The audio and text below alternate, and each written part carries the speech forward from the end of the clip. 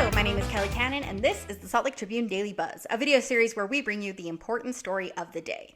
So for many, the expansion of Interstate 15 through northern Salt Lake County and southern Davis County seems like a foregone conclusion. State funding has already been identified, and an environmental impact statement is due out this fall. But that doesn't mean that affected people aren't still fighting the state on the issue. Last week, Westside residents of Salt Lake City met at Macito's Coffee House to talk to officials from the Utah Department of Transportation about the plans to widen the freeway. Other residents met at NeighborWorks headquarters to discuss what the city could lose if construction begins. Lucy Cardenas, owner of the popular Red Iguana restaurant, said, quote, "We are all against it. We don't need it. We don't think the city needs it. And the neighborhood certainly doesn't need it." Cardenas said that she wishes the state would be more creative in how it approaches growth, incorporating more walkability and public transit.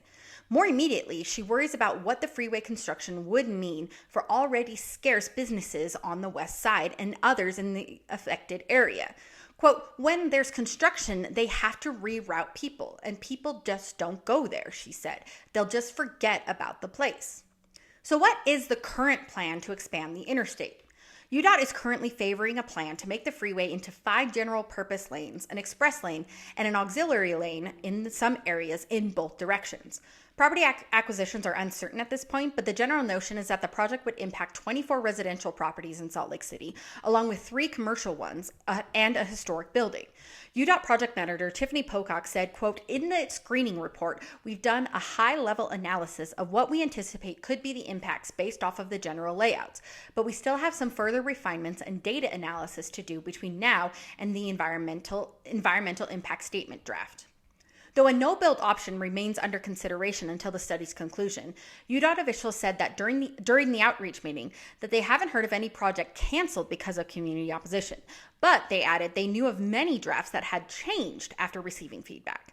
Salt Lake City Mayor Erin Mendenhall said that her request to UDOT has been not to eliminate any homes and to look for alternatives and opportunities to create greater access. She added that community members should lead the conversation and that UDOT should adapt its plans accordingly. Though the issue may seem like a done deal, grassroots groups have formed coalitions to try and stop the expansion.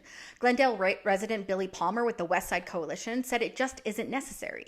Quote, "Incentivizing more people to drive through the freeway, which is already a pretty expensive freeway, just incentivizes that for more cars to come," he said. He added that more cars contribute to Salt Lake City's already bad air quality, and he argues for better mass transit and that incentivizes people to live near where they work. UDOT has already shut down one alternative, which was putting the freeway in a tunnel underground. Quote, "The tunnel option would require relocation of 180 to 1,270 more resident households," UDOT's website read, more than the 24 potential resident relocations estimated for that portion of the freeway. Now, we want to hear from you, our viewers. What do you think about UDOT's expansion into the 5 lanes plus the auxiliary lane and the express lane?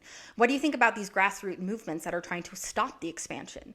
Do you think that UDOT has an obligation to listen to the people who are being affected by this project? You can comment below or you can tweet us at SLTrib. Thanks so much for watching. We really do appreciate it. If you want all of our Daily Buzz videos or any of our Salt Lake Tribune videos as soon as they are live, be sure that you're subscribed. You can also find us on social media such as TikTok, Twitter, and Instagram at SLTrib. Thanks.